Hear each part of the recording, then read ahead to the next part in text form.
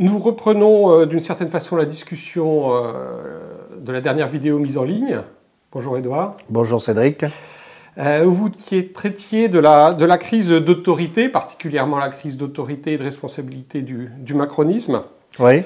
Moi, je pense que l'autoritarisme il naît plus de la faiblesse que de la force de Macron. Parce que Macron est faible, il n'y a pas de base électorale, vous l'avez déjà souligné. Il n'a pas la stature du commandeur. Donc il fait preuve d'une autorité qui apparaît souvent déplacée.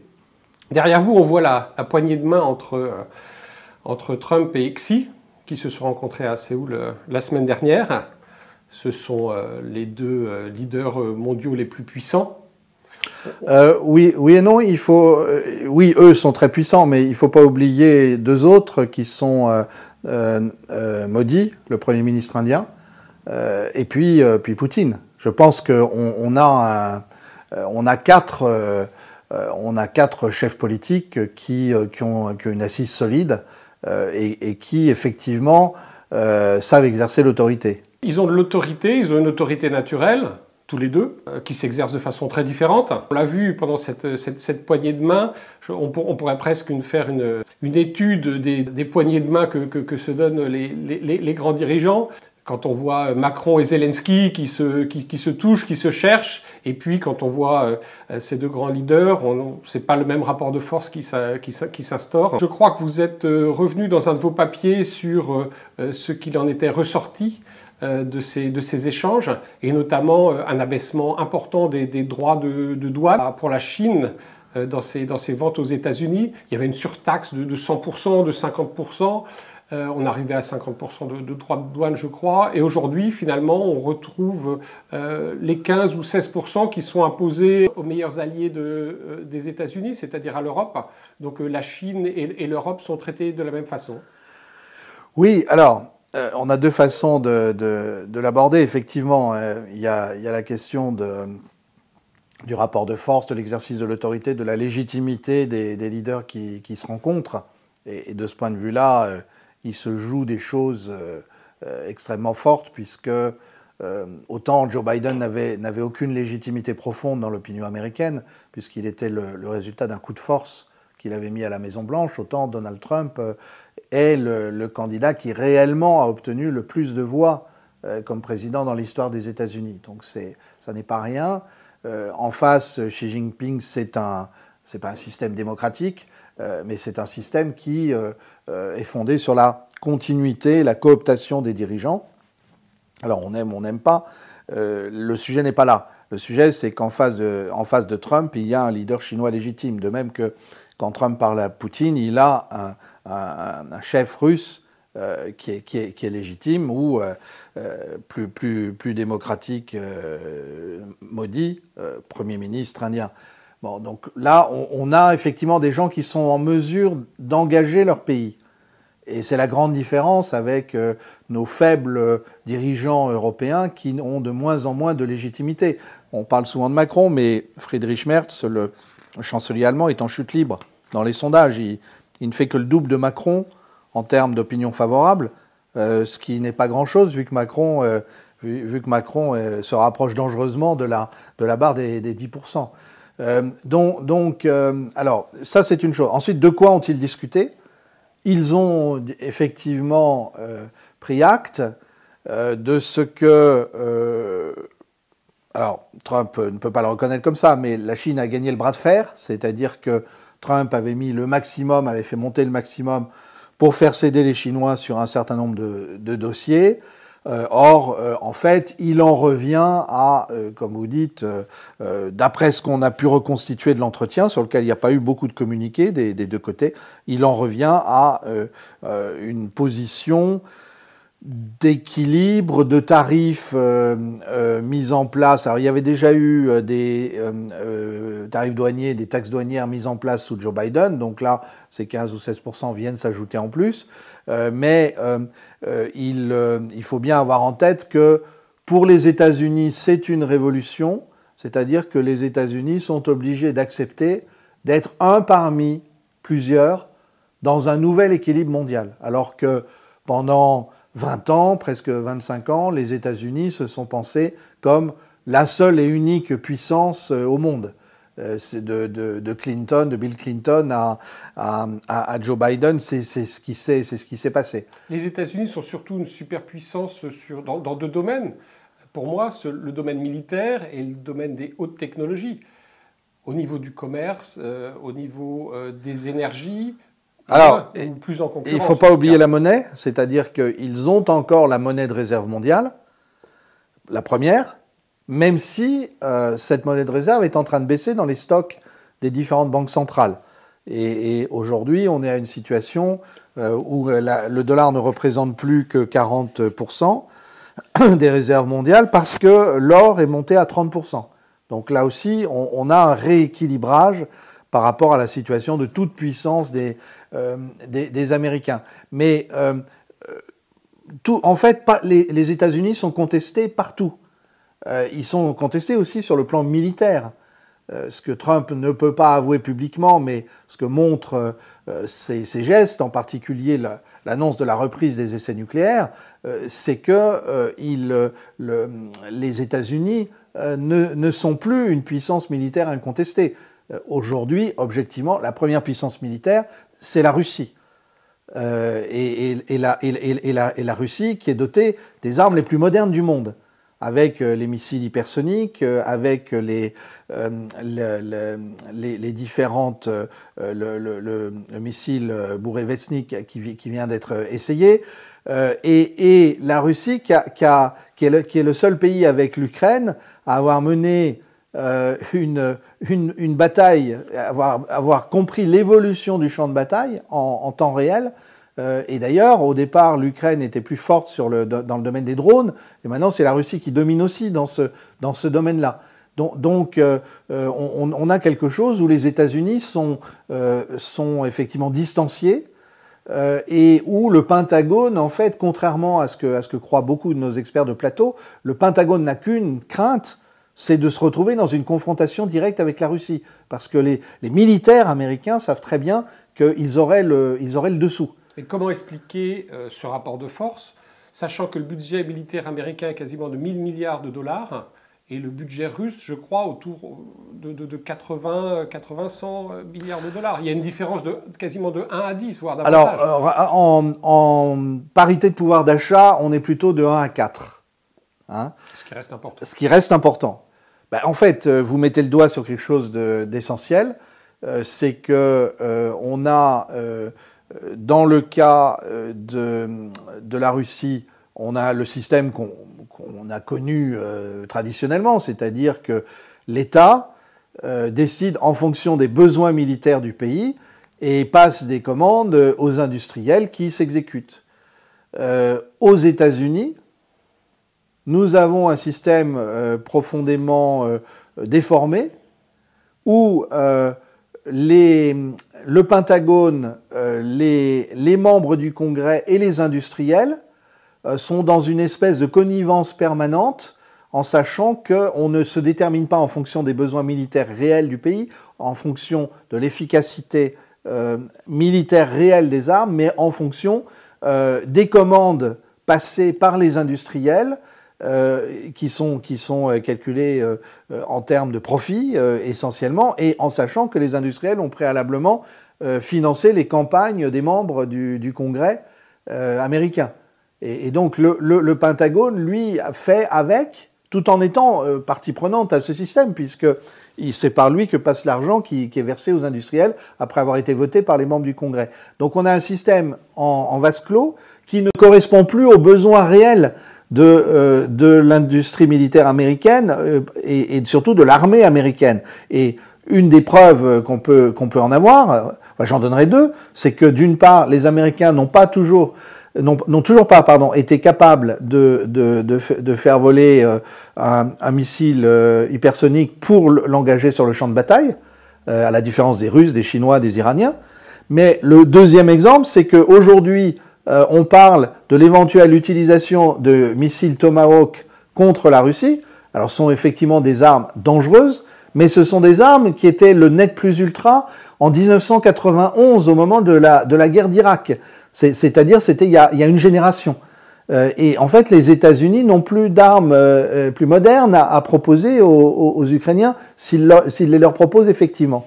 Alors ce que vous dites interroge sur le capitalisme, plus encore sur le libéralisme, puisque le modèle capitaliste a été également adopté, peut-on dire, par la Chine. Par contre, le modèle libéral américain n'est plus à la hauteur, ne sert plus les intérêts du pays. Alors, je crois qu'effectivement, il faut faire un grand aggiornamento, il faut sortir du débat que d'ailleurs les Américains ont imposé dans les années 80 avec les Britanniques, Mme Thatcher et Ronald Reagan, sur le mode désétatiser, privatiser pour plus d'efficacité. En fait, vous apercevez que les États-Unis sont par excellence le lieu d'un capitalisme de connivence, où beaucoup d'industriels, beaucoup d'innovateurs ne réussiraient pas sans l'argent public américain. Le plus bel exemple, c'est Elon Musk. Que serait Elon Musk, il peut se proclamer libertarien, et en soi c'est extrêmement sympathique, quelqu'un qui dit je n'ai besoin de personne, sauf que il a besoin des commandes de la NASA pour financer sa fusée SpaceX. Il a eu besoin de financement public pour Starlink, pour Tesla, etc. Et donc Musk est effectivement un grand industriel, mais c'est un grand industriel qui vit en partie des deniers publics. C'est d'ailleurs ce qui a arrêté sa polémique avec Donald Trump. C'est le moment où Donald Trump a dit bon ben entendu, mais à ce moment-là, on supprime tous les crédits qu'on donne à Musk à ses usines pour les donner à d'autres. Mais si vous voulez, si vous preniez tous les grands innovateurs des dernières années, vous pourriez voir les grands noms de l'industrie américaine, vous verriez qu'il y a très souvent derrière des commandes du Pentagone. C'est vrai aussi pour le numérique, c'est vrai pour l'intelligence artificielle. Donc c'est un modèle qui n'est absolument pas transparent et puis qui en même temps s'épuise parce que il a, de par le rôle de monnaie internationale du dollar, il a énormément de liquidités à disposition et il les gaspille de fait. Donc on n'est pas du tout dans un modèle d'équilibre budgétaire, et pour cause, on n'est pas du tout dans un modèle de choisir les solutions les plus économiques, ce qui relativise beaucoup le discours sur libéralisme et étatisme. On prenait l'exemple de la Russie, dont le budget militaire est calculé au plus près.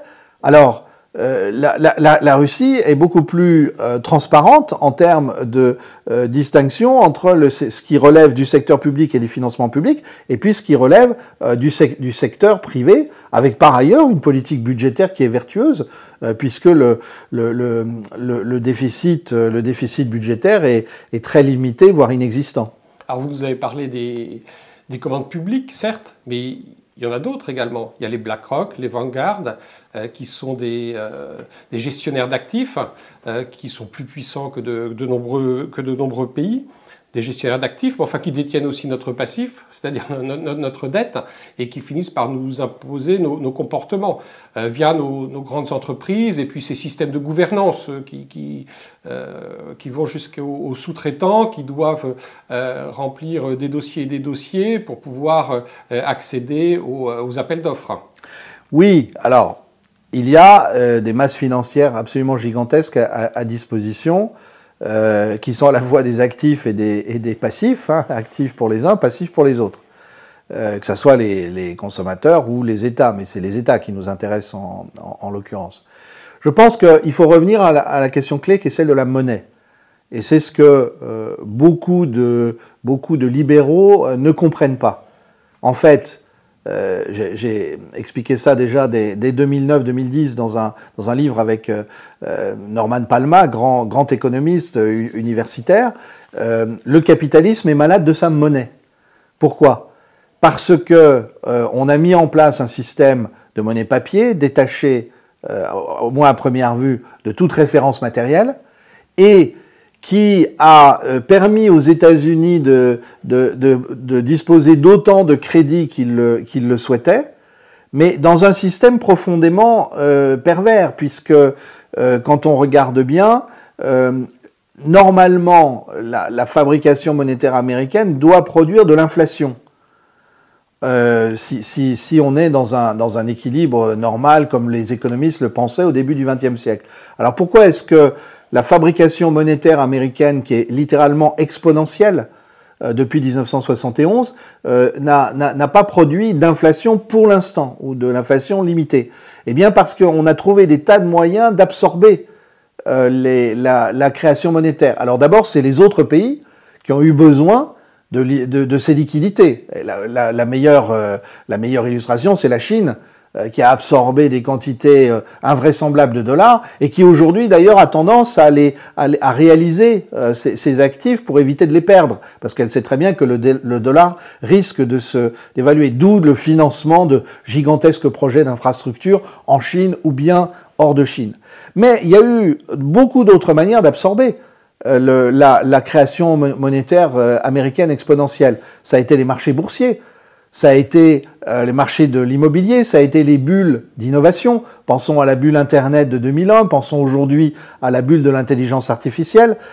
Ça a été, on oublie, mais il n'y a pas de marché du sport professionnel avec tous ces excès sans ces quantités gigantesques de dollars mis à disposition, avec ensuite toute la perversion du sport, le dopage, etc., parce que les enjeux financiers sont devenus gigantesques. Puis ça a été, vous voyez qu'on est en train d'aller progressivement vers aussi le financement d'une économie moins avouable, qui est l'économie de la criminalité, qui est l'économie de la drogue. Et on a un certain nombre de marchés, plus ou moins légaux, qui ont absorbé progressivement les capitaux américains à disposition, ou originellement américains en circulation, parce que les États-Unis, parallèlement, se sont désindustrialisés, ont eu un déficit commercial, ont eu un déficit budgétaire, et ont été de moins en moins en mesure de financer leur effort propre, et en particulier de financer leur effort de défense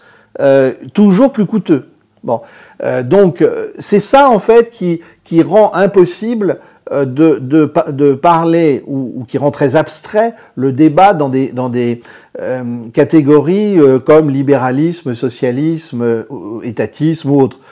Vous donner un exemple très simple. Tout le monde a loué Ronald Reagan dans les années 80 pour la réduction des dépenses sociales. En tout cas, un certain nombre de libéraux l'ont fait.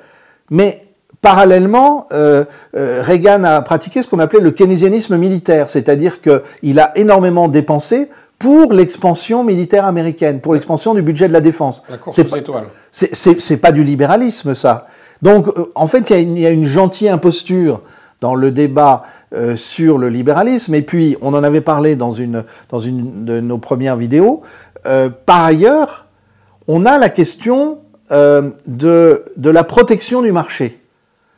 Parce que si on laisse faire, le laisser-faire actuel, et la France est un bon exemple, puisque ses dirigeants l'ont ouverte à tous les vents, eh bien, à ce moment-là, vous tuez l'innovation intérieure, vous avez des comportements de prédateurs d'un certain nombre de forces puissantes, que ce soit des fonds étatiques étrangers ou des fonds privés, fonds d'investissement type BlackRock, et on voit bien comment, pour compenser, pour essayer de sauver les meubles, les dirigeants français successifs ont fait du socialisme à l'intérieur, ils ont fait de la dépense sociale improductive, mais pour éviter que les choses tournent mal, trop mal pour la population. Limiter la casse, puisque le conflit des Gilets jaunes nous a bien montré, a bien soulevé le capot sur la réalité de la détresse sociale d'une partie de la société française.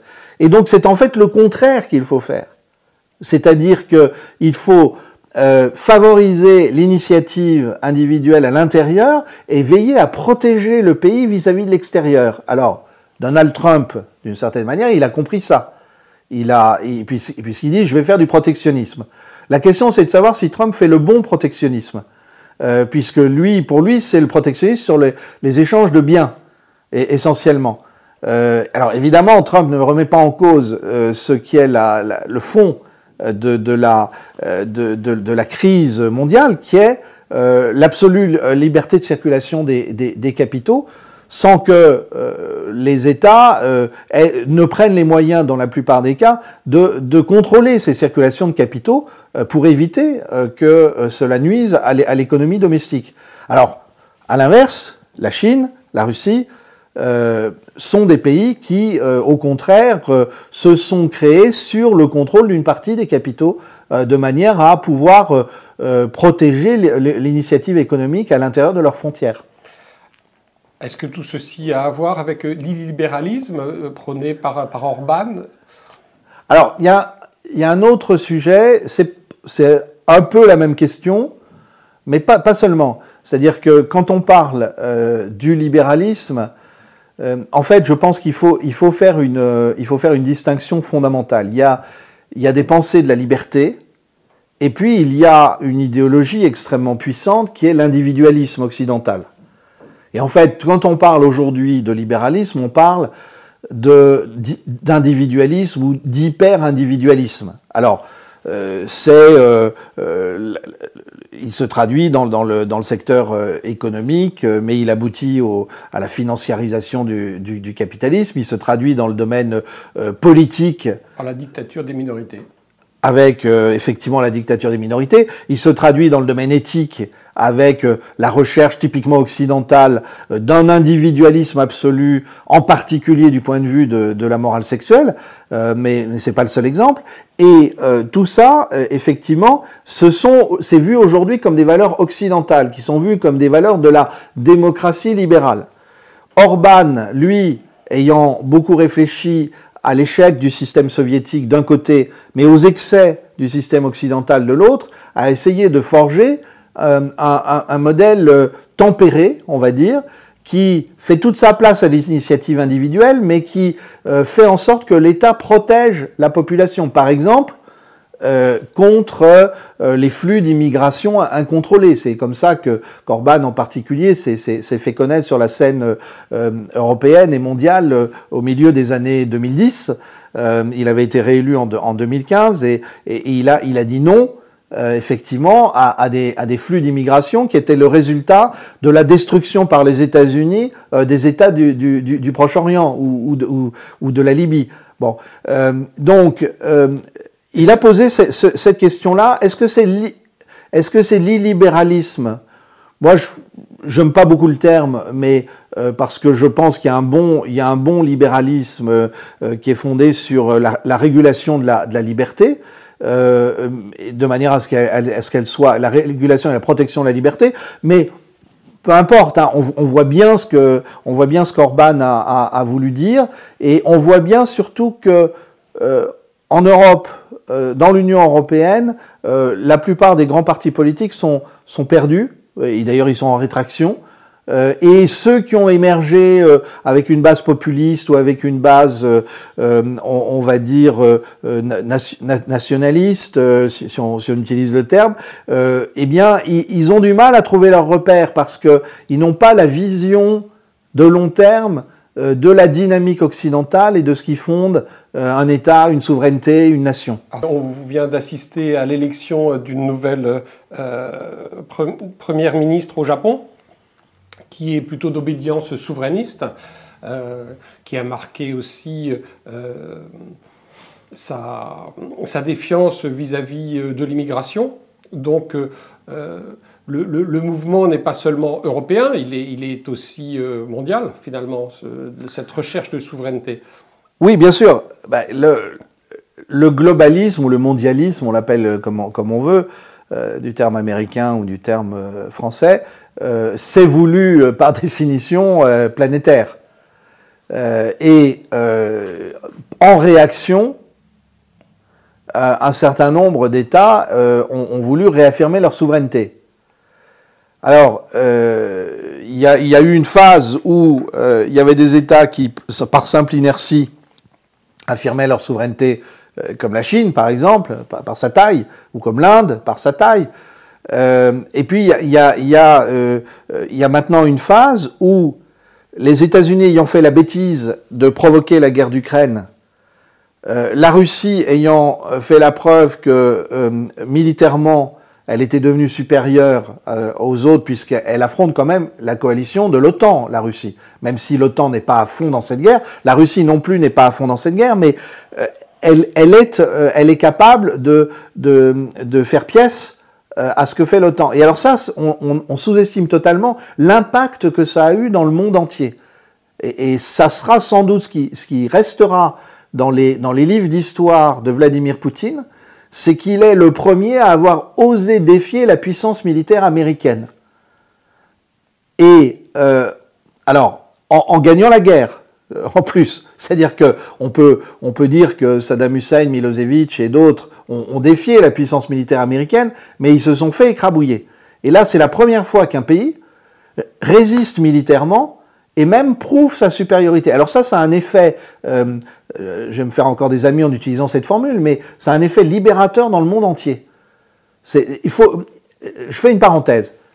Il faudrait que nous, occidentaux, si on s'appelle comme ça, j'aime pas le terme, j'ai expliqué pourquoi dans un de mes articles, mais si on s'appelle comme ça, il faudrait que nous nous rendions compte de la haine que nous suscitons sur les 4/5 de la planète. Lorsque nous nous comportons comme des occidentaux, sûrs de leurs pseudo-valeurs, suprémacistes, et pensant qu'il nous revient naturellement de dominer le monde.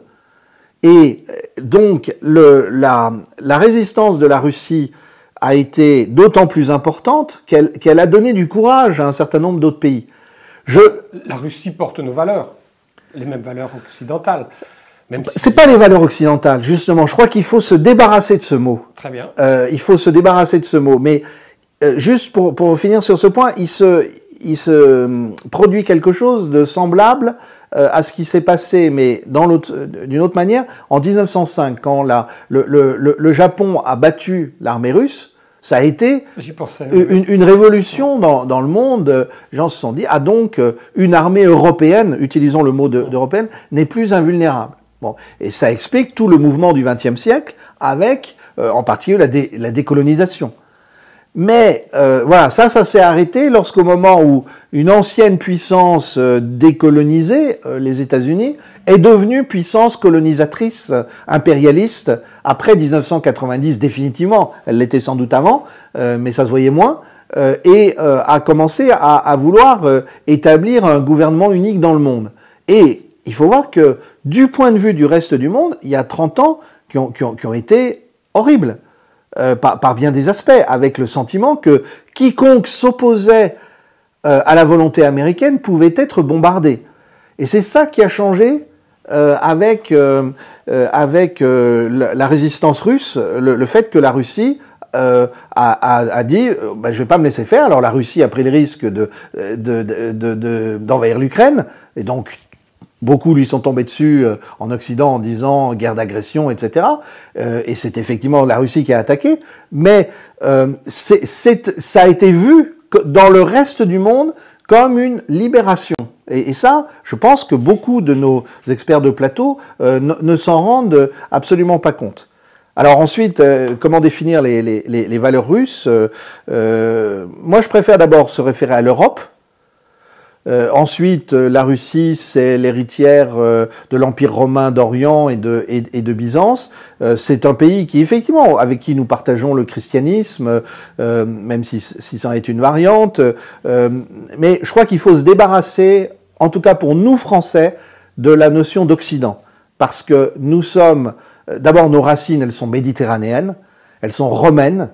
Et lorsque nous avons été quelque chose, nous avons été la puissance d'équilibre en Europe et la puissance d'arbitrage en Europe, en gros de Saint-Louis à on va dire au général de Gaulle, avec des trous, des absences, mais globalement c'est ça que nous avons été. Et en fait, nos dirigeants se définissent comme occidentaux depuis qu'ils ont renoncé au gaullisme, c'est-à-dire à cette idée que la France est une puissance indépendante, une puissance d'équilibre, et une puissance surtout qui se bat pour l'égalité entre tous les peuples, pour faire reconnaître l'égale dignité de tous les peuples, l'égalité de droits de tous les peuples.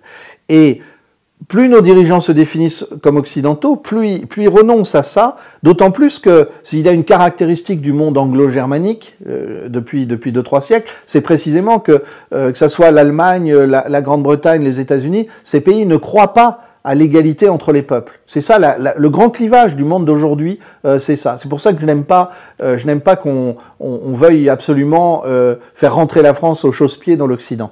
Ça me semble se défendre très bien. On a ouvert beaucoup de portes. Il vous appartiendra de les refermer une à une pour que la pensée soit encore plus limpide. Mais merci beaucoup pour... On ne va pas les refermer trop vite parce que la pensée doit rester ouverte. Exactement. Et ça débouchera de toute façon sur d'autres questions, je n'en doute pas. Merci Cédric. Merci Edouard.